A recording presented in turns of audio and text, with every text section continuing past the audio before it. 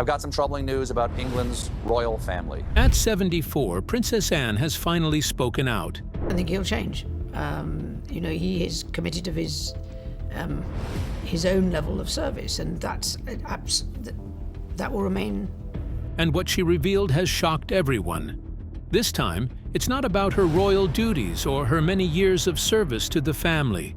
And it's not even about the recent troubles within the royal household. Reports say Anne has shared the king's final wish, and what makes this revelation so surprising is how deeply it has affected Prince William and Prince Harry.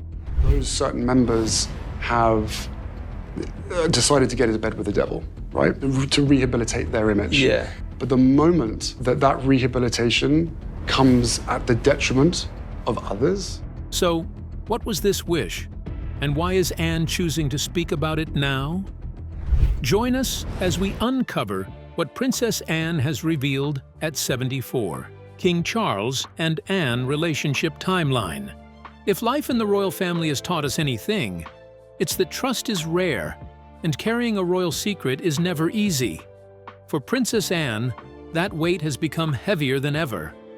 With King Charles's health raising growing concern, she has been asked to take on one of his most personal and emotional duties, delivering his final wish. But the main question here is this: why Anne? Why not one of his sons, or even Queen Camilla? To understand that, we need to step back and look at the relationship between Charles and Anne, a bond shaped by decades of loyalty and shared duty. So stay with us, because once you hear this, the king's decision begins to make perfect sense.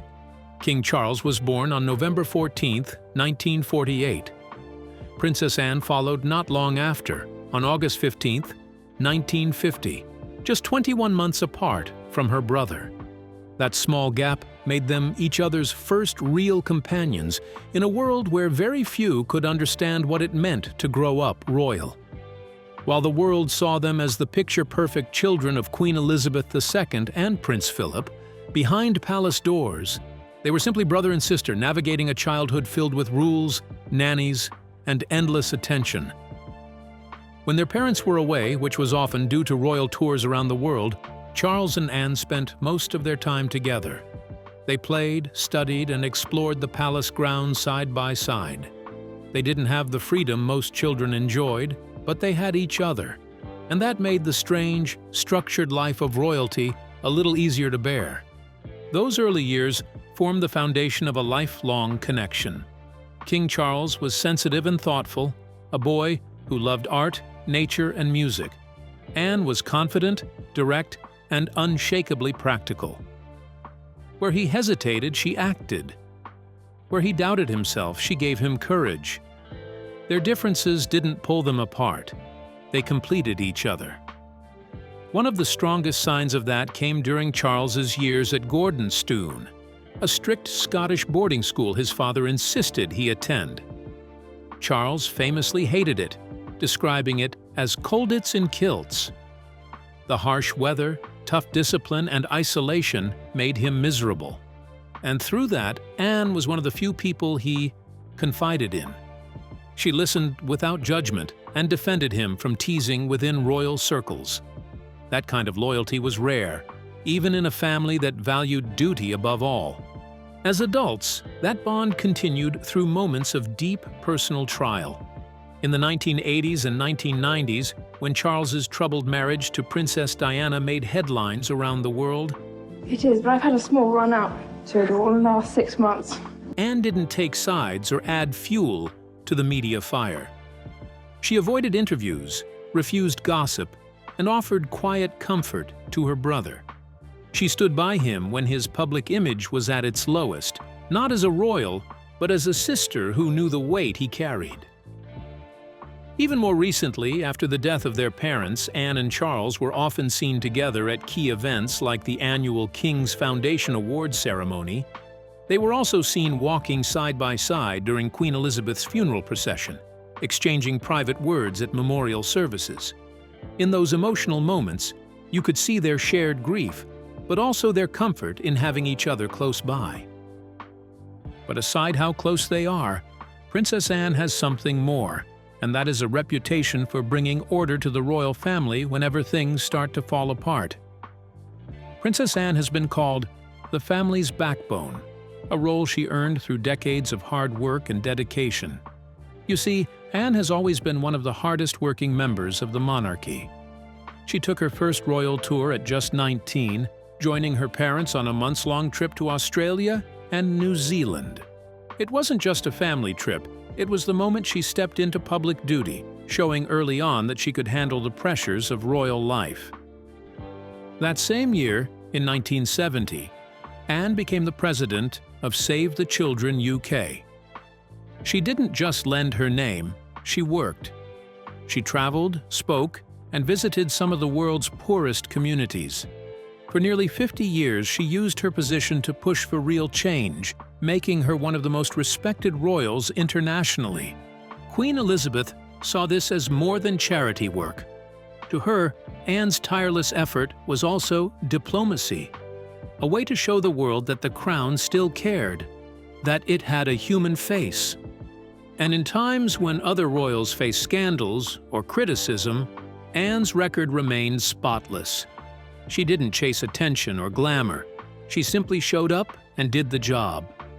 When the Queen passed away in 2022, that same sense of duty carried over to Charles's reign. Anne didn't hesitate. She stepped up.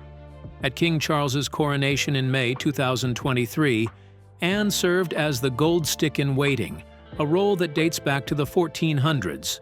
She rode on horseback, leading 6,000 members of the armed forces as they escorted her brother through London. It was both a symbolic and personal moment, a sign that Charles trusted no one more than Anne to stand by his side on the most important day of his life. Later that year, Parliament officially recognized that trust when Anne was added as a Counselor of State, meaning she was allowed to perform royal duties if the king is unable to. Traditionally, that position goes to the monarch's spouse and the next 4 adults in the line of succession. But Charles made sure his sister was included, showing how deeply he relies on her judgment. And that trust has only deepened as his health has declined. Since King Charles' cancer diagnosis in 2024, Anne has quietly stepped in to represent him at countless events. When the king was forced to cancel engagements for treatment, Anne filled the gap, attending ceremonies, honoring public commitments, and maintaining the crown's visibility. Beyond her visible duties, Princess Anne plays a crucial role behind palace walls. When tensions rise, particularly between her nephews Prince William and Prince Harry, she's often the voice of reason. People close to the family say that Princess Anne is one of the few who can speak calmly to both William and Harry without taking sides. She respects William's sense of duty, but she also understands Harry's desire for independence. Because she has earned respect across the family and the public, she is among the very few who can help keep conversations civil when old wounds and pride threaten to erupt. That's not just anecdotal. Public polls back it up. According to the research group, Princess Anne is one of the most positively viewed senior members of the royal family, with about 70% of Britons expressing a favorable opinion of her. In fact, she consistently ranks 3rd in popularity, just behind William and his wife, Catherine, Princess of Wales. This strong public favorability isn't just about likability. It reflects something deeper: trust. Few royals enjoy this level of positive perception while staying largely out of tabloid drama.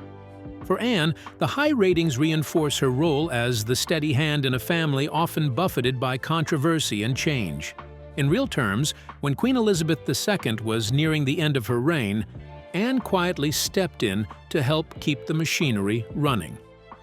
When senior royals were ill or stepping back, Anne filled the gaps.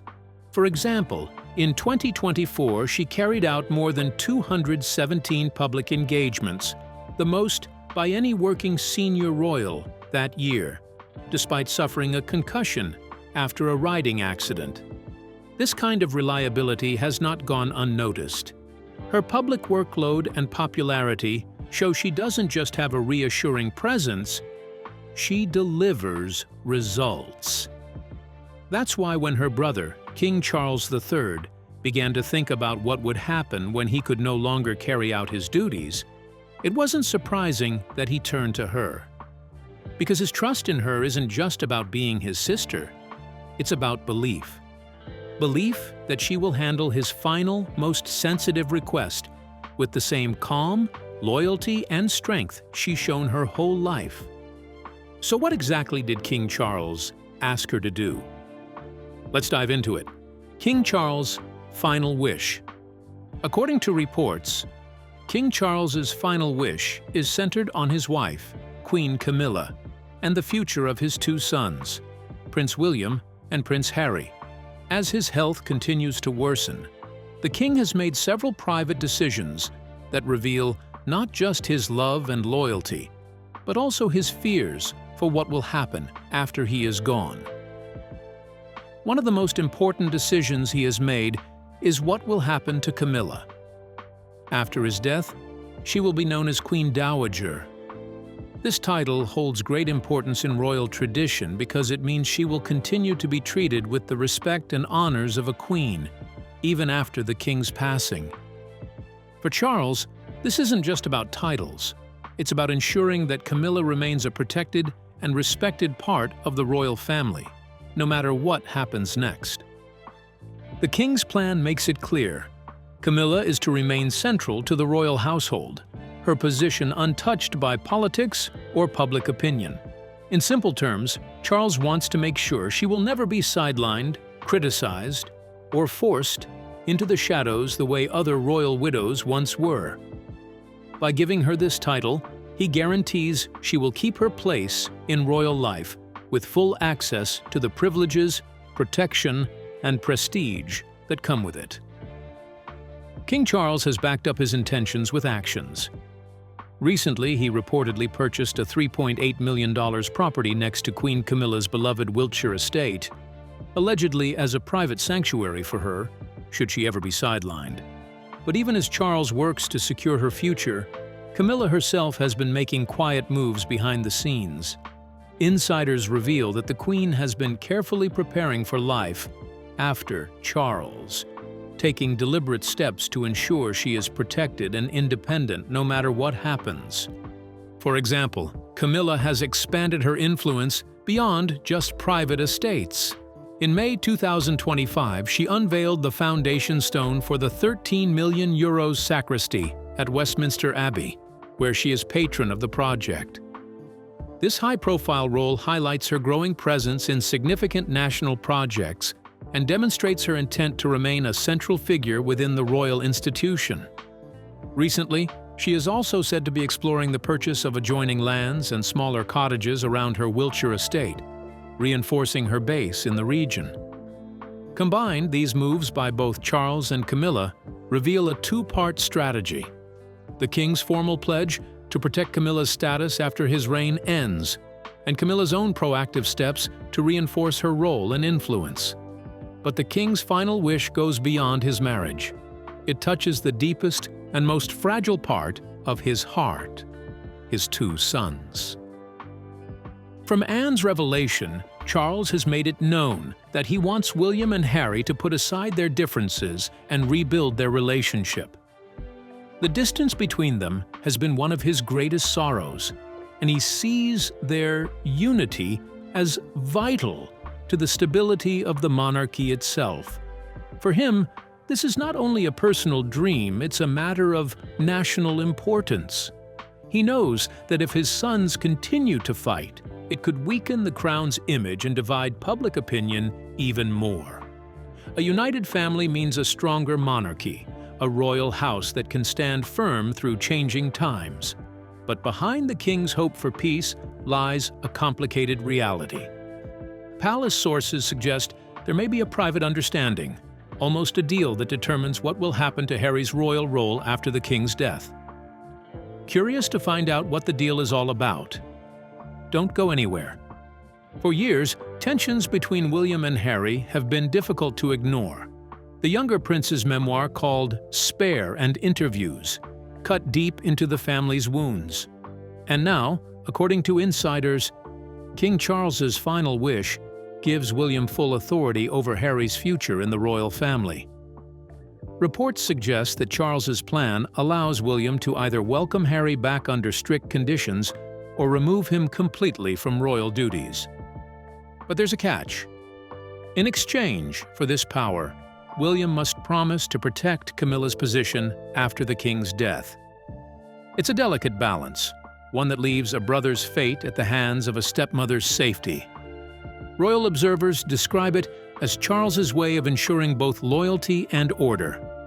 By giving William control, he guarantees that the future of the family will rest in the hands of the next monarch. However, this arrangement isn't without tension. While William has learned to work alongside Camilla in public, those close to him say he has never truly accepted her. The pain of what happened between his parents, Charles and Diana, runs deep. Many believe he still carries resentment toward Camilla's role in that chapter of his life. Behind palace walls, William reportedly keeps his distance from her whenever possible, choosing duty over affection. Meanwhile, Harry's situation grows more uncertain by the day. Since his departure from royal life in 2020, he has openly criticized the institution and its members. From his claims of racism to his public interviews, every revelation has widened the gap between him and his family. William, known for his sense of discipline and tradition, is said to view these actions as unforgivable. Advisors close to him believe cutting off Harry's remaining privileges could bring stability back to the royal image. One senior aide reportedly said William feels that Harry has already chosen his path. While King Charles has avoided stripping Harry and Meghan of their titles during his lifetime, there's growing belief that William could make that change once he becomes king. Some insiders say plans are already being discussed, from cutting off all financial support to permanently removing access to Frogmore Cottage. But not all of Charles's wishes revolve around power and titles. Deep down, one of his most personal desires is far simpler: to see his grandchildren, Archie and Lilibet. According to reports, the king has repeatedly asked to spend time with them before his condition worsens. Yet, Meghan Markle is said to have denied the request, citing her desire to protect the children from what she describes as a toxic environment. Since leaving the royal family, Meghan has made it clear she wants to raise her children away from the palace's drama and the harsh British media. Friends close to the Duchess say this decision comes from her painful experiences during her time in the United Kingdom, the criticism, the isolation, and the pressure. Still, her refusal to let Charles meet his grandchildren has caused deep emotional pain. Insiders say the king has sent several letters to the Sussexes, none of which received a reply. The rejection has caused public debate, with many calling it heartless to deny a dying grandfather the chance to see his grandchildren. Even those close to Harry reportedly question the decision, saying he feels torn between his wife's wishes and his father's failing health. Adding to the tension are reports of financial strain on the Sussexes' side. Their major deals, such as the Spotify partnership and their Netflix projects, have not delivered the success they hoped for. The cost of their California lifestyle, without royal funding, has added pressure to their relationship. Sources claim that the emotional distance between them has grown as they navigate fame, finances, and family conflict. For Meghan, protecting her children means keeping them far away from the royal institution.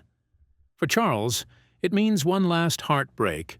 The family he led for decades now split between two continents, two lives, and two very different ideas of loyalty. But above all, reports suggest that King Charles's greatest concern isn't for himself, his wife, or even his sons. It's for the future of the monarchy. According to what Princess Anne revealed, the king's final wish is simple but deeply meaningful: for everything to stay steady. Those few words carry great weight within royal circles. Charles has asked the entire family to rally behind Prince William as the next leader of the crown, ensuring unity and continuity even after he is gone. But now that King Charles's final wish has been spoken, the outcome is no longer in his hands. It rests with those he trusted most to carry it out. Whether his hopes for peace and stability will truly hold depends on how his family chooses to honor his words. The next steps could either strengthen the monarchy or expose the cracks within it. Stay with us, because what comes next might just change the way you see the royal family. Forever. William and Kate, future in the monarch. Now that King Charles's final wish has been revealed, one thing is clear. That is the fact that he is thinking far ahead, planning for a monarchy that will remain stable long after he is gone. And at the heart of that plan stand Prince William and Princess Catherine. They are no longer just the Duke and Duchess of Cambridge, or the next in line to the throne. They are the face of a new royal era, one that blends tradition, service, and a more modern touch. Though King Charles remains deeply committed to his duties, William has begun to quietly step up to certain responsibilities. This transition is part of a larger, carefully managed plan often referred to as Operation Menai Bridge, a framework that prepares the crown for a smooth handover when the time comes. It doesn't mean abdication, it means preparation. Earlier this year, we asked you 5 big questions about raising our under-5s. We wanted to hear what you think about the importance of the earliest years of our children. King Charles knows that the monarchy's survival depends on the next generation being ready, and William and Kate have already proven that they are. The challenges facing children in the UK today can often feel overwhelming. Both William and I have seen that many young people are struggling to cope with the impact of bullying. Prince William's future as king is not just about birthright, it's about years of preparation and experience. His journey through the military shaped him into the leader he is today. After completing his training at the Royal Military Academy Sandhurst in 2006, William served in the British Army, the Royal Navy, and the Royal Air Force. He worked as a search and rescue pilot and later as an air ambulance pilot, taking part in real missions where lives were at stake. One of his former commanders once said that William fitted in just like any other pilot, a rare compliment for someone born into royalty. It showed that he earned his place not through privilege, but through hard work and respect. These years taught him teamwork, calm under pressure, and the importance of leading by example, qualities that now define his approach to royal duty. William has also worked to make the monarchy feel more human and approachable. In 2016, he joined Kate and Harry to launch Heads Together, a campaign encouraging open conversations about mental health. It wasn't just a one-off initiative. It shifted how the public viewed mental health and made space for people to talk about their struggles without shame. William himself spoke about how losing his mother affected him, helping to break down the old royal rule of keeping emotions hidden. His openness didn't stop there. In 2019, when asked if he would support his children if any of them were gay, William simply said yes, a response that was widely praised and marked a major shift in royal attitudes. Like his late mother, Princess Diana, William has visited HIV clinics and supported causes that earlier royals rarely touched. These moments showed he is willing to build on tradition, but not be trapped by it. And when duty calls, William delivers. In 2022, he carried out over 200 official engagements, more than any other senior royal except Princess Anne. When King Charles was diagnosed with cancer in early 2024, William immediately took on additional responsibilities. He visited hospitals, opened a new cancer center at the Royal Marsden Hospital, a place closely linked to his mother, and represented the king at major events. His approach to the media also sets him apart. public support reflects this. A major poll in 2023 found that 67% of Britons had a positive view of William, second only to Queen Elizabeth II. In contrast, only 33% said the same about King Charles. After the Queen's passing, many even said they would rather see William take the throne immediately. His quiet strength during moments of grief, like walking behind the Queen's coffin, just as he did behind Diana's, reminded people that he represents continuity through hardship. Kate, on the other hand, has transformed from the commoner who married a prince into one of the monarchy's most influential figures. Once known mainly for her elegance and fashion sense, she now commands respect for her work and her voice. Kate's dedication to early childhood development led to the creation of the Royal Foundation Center for Early Childhood, which she continues to expand. Her focus on the first 5 years of life reflects a deeper understanding of how social issues affect future generations, a perspective that connects the monarchy to everyday families. At public events, Kate's calm presence offers reassurance during times of change. Her speech at the reopening of the National Portrait Gallery in 2023, where she spoke about the power of art and community, was described by royal commentators as one of her most confident and heartfelt moments. She's emerging not just as William's partner, but as a future queen in her own right, thoughtful, respected, and in touch with modern society.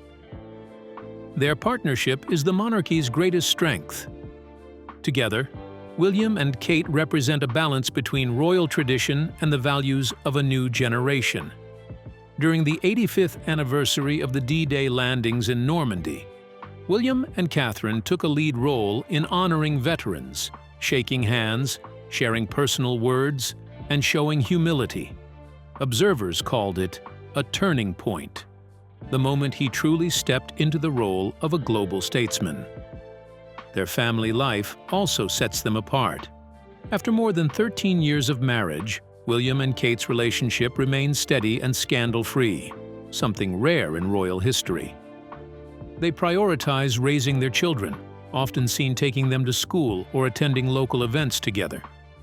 During the 2020 pandemic, they joined millions in clapping for healthcare workers, showing that even from royal palaces, empathy and unity mattered. That image of stability has greatly strengthened public trust. As royal biographer Penny Junor once remarked, William and Kate have become the most dependable force within the monarchy. Their steady partnership and quiet dedication have helped shape a new image of the royal family, one built on service, compassion, and restraint. In an age where the monarchy has often faced public doubt, their calm unity and sense of purpose have made them the very foundation on which the future of the crown now rests. William's leadership style is deliberate. He chooses his battles wisely, avoids political debates, and focuses on causes that unite rather than divide. He respects the constitutional rule that keeps the monarchy neutral. Yet he also understands when to adapt. During his 2022 Caribbean tour, William acknowledged the region's right to decide its future independently, a statement that marked a new tone of humility and respect from the royal family. And this is where it gets interesting. His Earthshot Prize, launched in 2020, shows how he's thinking beyond Britain. Each year, it awards €1 million to projects aimed at fighting climate change, proving that the next king will not just inherit a throne, but a mission. When he met President Biden in Boston and later traveled to Singapore to celebrate global finalists, William wasn't just representing his family, he was representing a forward-looking monarchy. Whether leading the Trooping the Color parade or speaking about the environment, William balances the weight of tradition with a modern sense of responsibility. He dresses less formally at youth events, often introducing himself simply as William, breaking down barriers between royals and the public. Through it all, one thing remains constant: steadiness. He doesn't react impulsively. He listens, learns, and leads quietly, much like his grandmother, Queen Elizabeth II. The rise of William and Kate marks more than just the next phase of royal succession. It signals the beginning of a new royal era, one built on stability, service, and sincerity. King Charles's vision of a steady future for the monarchy is already taking shape through them. The crown's future isn't waiting for tomorrow, it's unfolding today, through every decision they make, every cause they support, and every moment they share with the people. But what about Prince Harry? Where does he fit into the king's new vision for the royal family? Let's find out.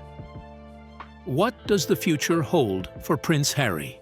As Prince William steps into a new era of leadership, the other side of the royal story belongs to his younger brother, Prince Harry. Once known as the charming, mischievous prince who brought laughter to the royal family, Harry's life has become one of the most complicated and emotional royal sagas of modern times. From the beginning, Harry was a favorite among the public. His warmth, humor, and sense of adventure made him the relatable royale, the one people could imagine having a drink or a chat with. His years in the military showed his courage and commitment. Serving in Afghanistan and later founding the Invictus Games for wounded veterans earned him genuine respect. The Games became one of his proudest achievements, not as a royal duty, but as a heartfelt mission born from his own pain and compassion. Those who worked with him often said the project gave him a new sense of purpose, a way to transform personal loss into service for others. Yet behind his charisma, Harry wrestled with deep struggles. The constant comparison to his brother, the unrelenting media pressure, and the trauma of losing his mother at such a young age weighed heavily. While William was seen as the disciplined heir, Harry became the emotional, unpredictable spare, a role that left him feeling overshadowed. When Meghan Markle entered his life, everything changed. The couple's 2018 wedding was celebrated as a new chapter for the monarchy. For a time, they seemed unstoppable, representing a refreshed and global royal image. But that hope quickly dimmed. Inside the palace, tensions rose. Rumors of strained relationships with staff and with William and Kate began circulating. The press coverage turned hostile, and Meghan, in particular, became a constant target of negative attention. Feeling isolated and unprotected, the couple made a decision that stunned the world to step back from royal life. In early 2020, their announcement to carve out a progressive new role shook the foundations of the royal family. Their move to California, dubbed Megxit, was not just a change of address, it was a break from centuries of royal tradition. For the first time in modern history, a senior royal had chosen independence over duty. Since then, Harry and Meghan have tried to build their own empire, launching the Archewell Foundation, signing multi-million-dollar media deals, and speaking publicly about their experiences within the firm. Their Oprah Winfrey interview revealed claims of racism and emotional neglect, drawing global attention but also dividing public opinion. In 2023, the release of Harry's memoir Spare deepened the rift further. In its pages, he opened up about his grief, his anger, and his fractured relationship with his family. He spoke candidly about his father and brother, and even criticized Queen Camilla, accusing her of using the press to rehabilitate her image. For King Charles, those revelations were painful. For William, they were unforgivable. What began as brotherly tension had now become a lasting divide. Even so, not everything in Harry's story is anger and loss. His passion for humanitarian work continues to shine through. The Invictus Games have grown stronger each year, offering a global platform for veterans' recovery. Harry's public advocacy for mental health awareness has helped countless people speak openly about depression and trauma. Prince Harry has often said that his mother's legacy guides everything he does, and that, in many ways, he's still fighting for the compassion and honesty she represented. Still, the gap between Harry and the royal family remains wide. When King Charles was diagnosed with cancer, many hoped it would bring the family closer together. Harry made a brief visit to London, but reports suggested the reunion was short and strained.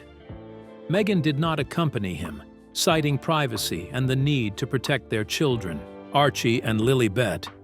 For the king, who has expressed a wish to see his grandchildren, that distance has been heartbreaking. Publicly, Harry insists he wants peace, but privately, insiders say he feels caught between two worlds: the life he left behind and the new one he's still trying to build. Financial pressures, fading media contracts, and persistent scrutiny have made the California dream more challenging than expected. Still, he continues to focus on causes close to his heart, including youth empowerment and environmental protection. Within the royal circle, there are mixed feelings about Harry's future. Some believe there could be room for partial reconciliation, especially with King Charles's health in question. Others say the trust between Harry and William has been damaged beyond repair. William, who has quietly taken on more royal duties, reportedly sees his brother's public criticism as a betrayal of the family and the crown itself. And yet, history has a way of softening divides. Royal watchers note that family crises, whether it is illness, transition, or loss, all of these often have a way of bringing estranged relatives together. Whether that will happen for Harry and William remains uncertain. What's clear, however, is that Harry's journey, from soldier to prince to outspoken reformer, has changed the monarchy forever. He has made the royal family confront its traditions, its image, and its future in ways few others have dared. Right now, the journey hasn't always been easy, but it's been inspiring. We can't wait to see what comes next for Harry and Meghan and how this final wish will unfold in the lives of the two princes, because they remain the center of the king's desires. What are your thoughts on the king's final wish? Do you believe there's still hope for a truly united royal family? Let us know what you think in the comments. Don't forget to like, share, and subscribe, and check out the next video popping up on your screen now. You will like it.